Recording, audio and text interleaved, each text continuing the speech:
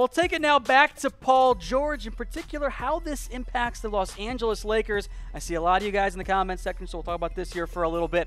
Been very quiet for LA, but George, after saying he wanted to go to LA, or at least reportedly saying, that was the report coming out from his camp, he wanted to go to LA. He didn't go to LA. Instead, he's now gone to the Oklahoma City Thunder. And it wasn't a 2 years and 1 out. Instead, it was a 3 years, and then he can take that out. So Paul George here, a big blow for the Lakers, not even really getting a chance to talk with him. No, and it's not a huge surprise as well. I mean, the Thunder whole point with this offseason was to make sure that Paul George was staying with them, never even get a chance to even talk to the Lakers, and they succeeded. 4 years, $137 million is enough to keep him away from L.A. Good move for both sides. It's so confusing as to why Paul George forced the Pacers' hand on a trade when he could have just taken the Supermax this offseason because he wanted to go to the Lakers, and then he has a chance to go to the Lakers and just stays with the Thunder. Kind of a crappy thing to do in a lot of ways. And no, hey, look, live your life, Paul George. Do what you want to do, but I'm just a little bit kind of annoyed about that. I understand that, but in the end, it's a pretty big blow here for the Lakers to not have a chance to land Paul George. They do get to keep him for the Thunder. They are, though, still trying to acquire players. The big one that's been linked to them right now, Harris, is DeMarcus Cousins and the links to him right now. Yeah, and it's a really interesting link because, look, he's coming off of a huge Achilles injury, off a half a season where, look, he was playing great basketball when it was actually coming down to it, but it will be interesting to see how much money he actually gets on the open market. How much money can you really spend on a guy coming off of an injury like that, especially at the center position, especially if it's an Achilles injury? Not an ACL tear, not a knee problem, an Achilles injury. That is a big, big injury for a center to come back for. So it'll be interesting to see how much money he actually gets. I love the idea of, hypothetically, pairing DeMarcus Cousins with LeBron James. I'm a huge Boogie fan, and I think he's an incredibly talented player. Now, I guess there is some concern about how they fit, not scheme-wise, but more attitude-wise, I'll put it that way, because we know how Boogie can be, and does he want to play second fiddle here to the Los Angeles Lakers, or to LeBron James in LA? But I think my favorite potential play here, how about a LeBron James, Boogie Cousins pick and roll? How do you stop that? Because Boogie can shoot, too. Hey, you know what? I'll say this as much. Who's playing defense on that Lakers team?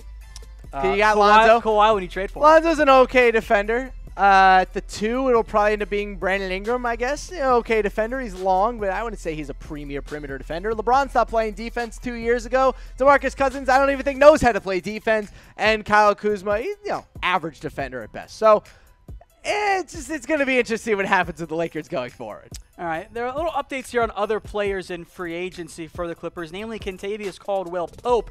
He is going to meet with the Clippers today. Also has some interest here from the Memphis Grizzlies. And, of course, we have the super chat there from Neil. Says if LBJ signs with the Lakers, who's the best player in the East? And, again, Harris, you mentioned earlier in the show, Giannis.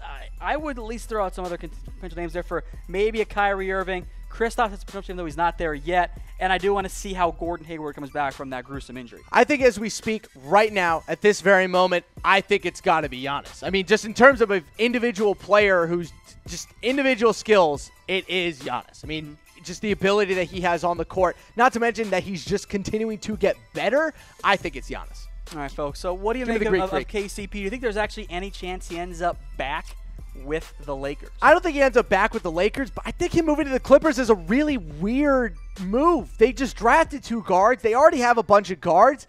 He doesn't really fit on the team. It's just another mid to late 20s guy that they're giving a lot of money to that doesn't make them a real title contender. I don't really understand what the Clippers are trying to do. They just seem like they're trying to just be a notoriously average team. I don't get it. Speaking of the Lakers here, let's come back to Kawhi Leonard. Haven't talked much about him tonight. The market has been very quiet. I'll add one more note here, not too relevant here to the Lakers per se, but the Clippers are not giving up on their trade hopes here to try and acquire Kawhi. So maybe an LA dream is still in the mix here, but not necessarily for the Lakers, even though I think you and I both agree the Lakers are the most likely fit here. They are, and Woj also reported that on ESPN that the Lakers and Spurs talks really have cooled, and I think a lot of it has to do with the LeBron James, kind of saga with the player option and have him opting out and probably just going to go to the Lakers without Kawhi no matter what. So we'll see what ends up happening with Kawhi. I don't think he'll end up going to the Clippers. I think that could be fun, but I still think he's going to end up on the Lakers when it's all said and done. All right, so let us know what you guys think will happen to Kawhi in the comments section. Then, of course, we'll come back to the big name, the big free agency here, LeBron James. And as we mentioned way before free agency actually started tonight, Harris, LeBron James is in L.A., at least in the city itself, not necessarily to sign with the Lakers. And as I expected, he's just waiting. He is waiting to see what the dominoes fall. He's waiting to see who goes where and how this affects him. He wants to go to the Lakers, but I think he's totally fine just letting all of the madness and the craziness slow down. And that's fine with LeBron James. He's okay being the last piece added. Just let everyone get their money. He's going to get paid no matter what. He's going to be just fine. LeBron not signing it shouldn't be a worry to absolutely nobody. This was rather expected. We think it'll happen relatively early in free agency, earlier than it's happened in the past, but not necessarily tonight. That would be a bit of a surprise. But folks, that is the latest right now on the Los Angeles Lakers.